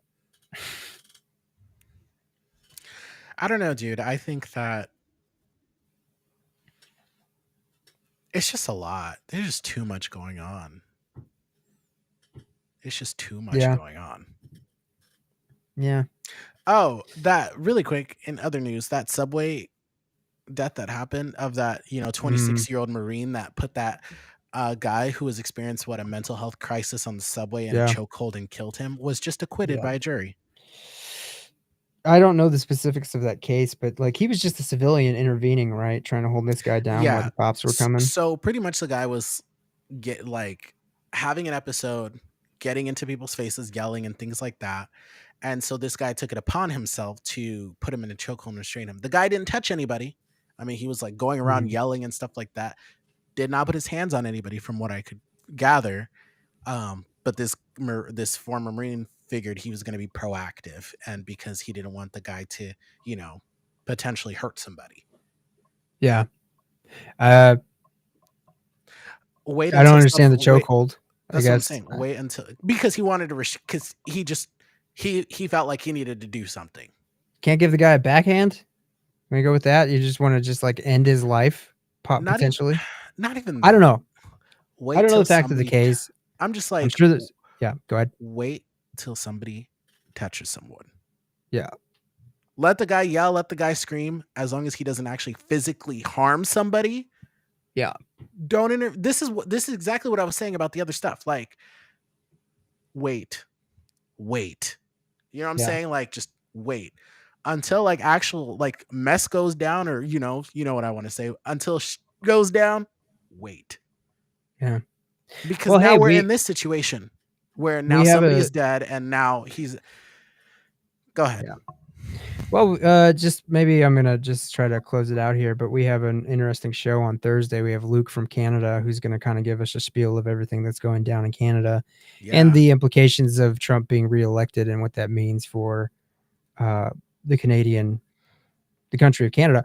And like basically, Trump has Justin Trudeau like out on the ropes with this threat of tariffs, and like basically can pretty much ask Canada or Justin Trudeau to do whatever he wants. But yeah, we can go into more details there. I think it's going to be really interesting discussion. Yeah, so we have a new segment that we have created. Sorry, I'm just gonna pull up le graphique. Le graphie? I don't know. I don't do French.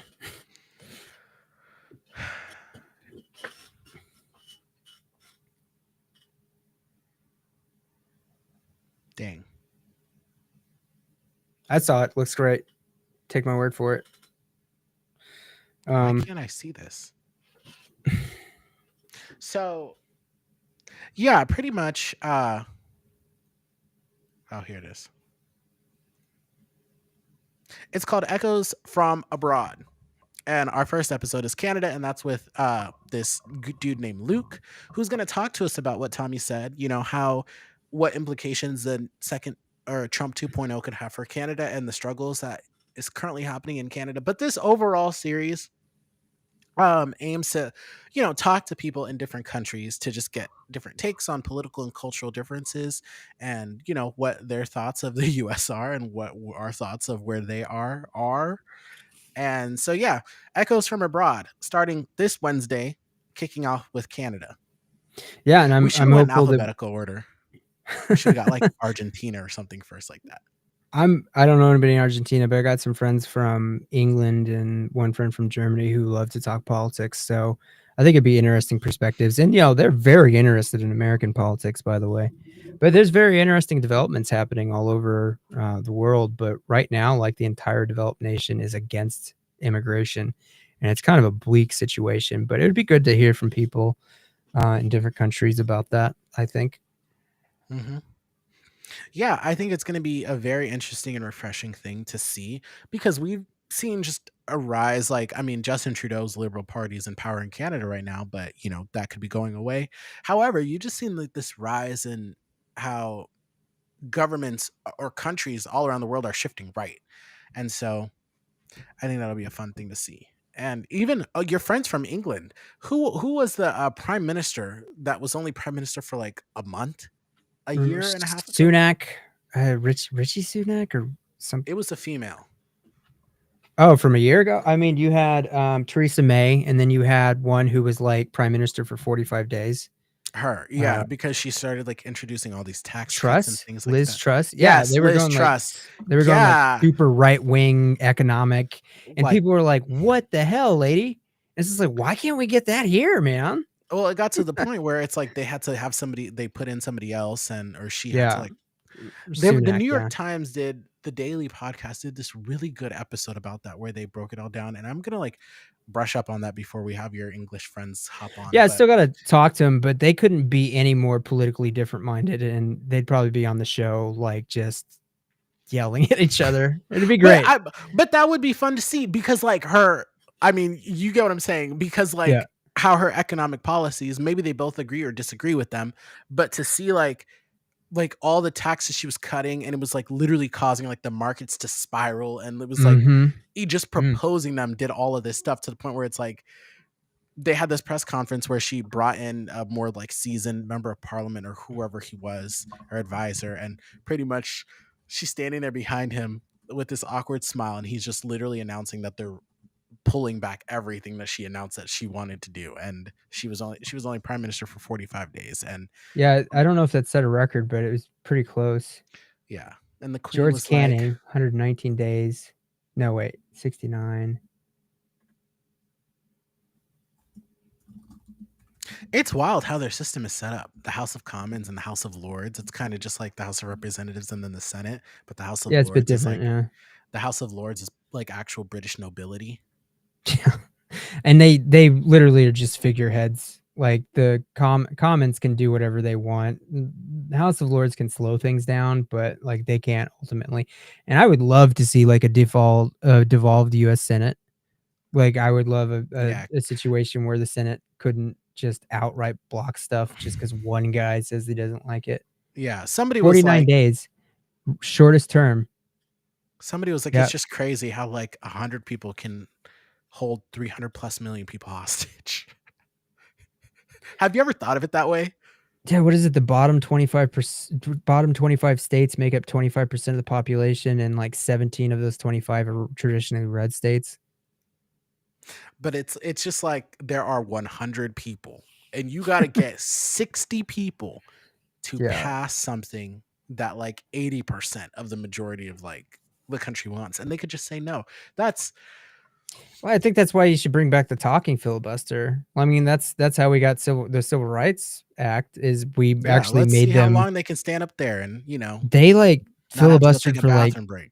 they filibustered for like 60 something days because they were like tag teaming, but eventually they just couldn't physically do it anymore. It's just That's like, what I'm you want to saying. filibuster? You want to filibuster? Go right ahead, but we're gonna make you actually like earn it with a talking Yeah, and I don't want to filibuster. sound like ageist or something like that, but isn't like the median age in the Senate like 60 or 65 or something like that? It's pretty high. You got Chuck Grassley, who's like 93 and still thinking about running again in 2026. Seriously? He's actually pretty spry. Like So I'm just his like, views suck, but so it's kind of yeah. just one of those things like, all right, get up there and talk. What do they call that? Let the people hear.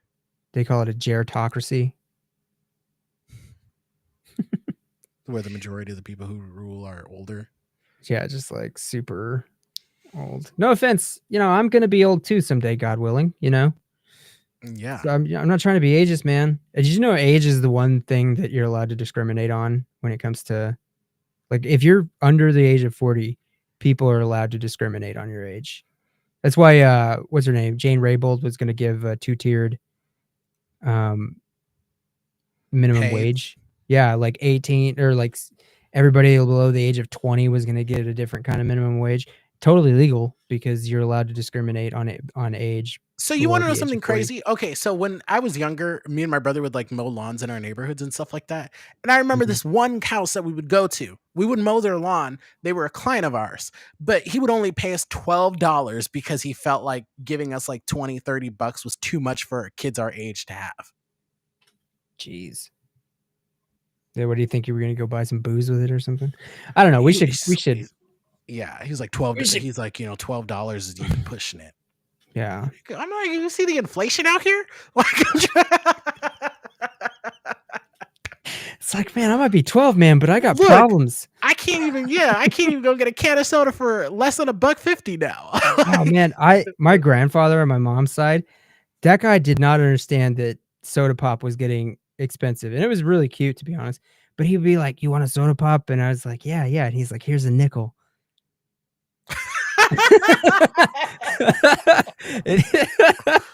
I'll be like, are I you didn't have gonna the give heart. me like I didn't have the heart. I didn't have the heart because like he lived right behind a grocery store with like a vending machine and stuff. He'd be like, "Here's a nickel." I'm like, Man, do and you they had have that 29 more of those? God, they had this grape soda that was just like so good. I don't even remember the brand name. Oh, so good. Memories. Yeah. It's wild. Anyways, we All should right. call Well, it. thank you guys so much for tuning into this episode. Comment your thoughts to keep the conversation going. Guillermo, thank you so much for participating. We appreciate you. We We appreciate gotta the have you on. feedback. And yeah, we're doing another Free Talk Friday. I'm gonna be doing it from a hotel room in Vegas. Because that's Oh, where I'm going. nice. Because I just need to change the scenery. And you chose Vegas? Jeez. I'm kidding. Well, I have a friend who lives there, and I'm gonna Oh, cool. Cool. go visit. And the last time I was in Vegas was in like 2017. I mean, it's been a while. So, Yeah. like Vegas is one of those places where you could just be there for. I remember talking to a former boss of mine. She's like, "Yeah, I have a 48-hour rule in Vegas because it's one of those places. Like once you've seen it, you've seen it. Once you've done one thing, you've done it all. Every hotel has casinos in it. It's all the same thing. However, I'm not a gambler like that, and I don't drink like that. I go more so for like the sightseeing and stuff like that. Mhm.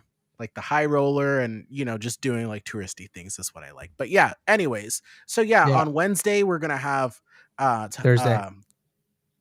Thursday. Thursday, sorry, we're gonna have this Echoes from Abroad, and I'm gonna create an event for that, and you guys can be notified when that Sure. goes live, and then a Free Talk Friday. So hop on. That's already scheduled, and the link to join is in the description of that like scheduled live Cool. stream. So for those Come of you on, guys, Guillermo. We want to hear from you, man. yeah, come on and chat with us. But yeah, here we are, an hour and 47 minutes and 30 seconds in. So thank you guys so much for tuning into this live stream. We will see y'all in the next one. Peace.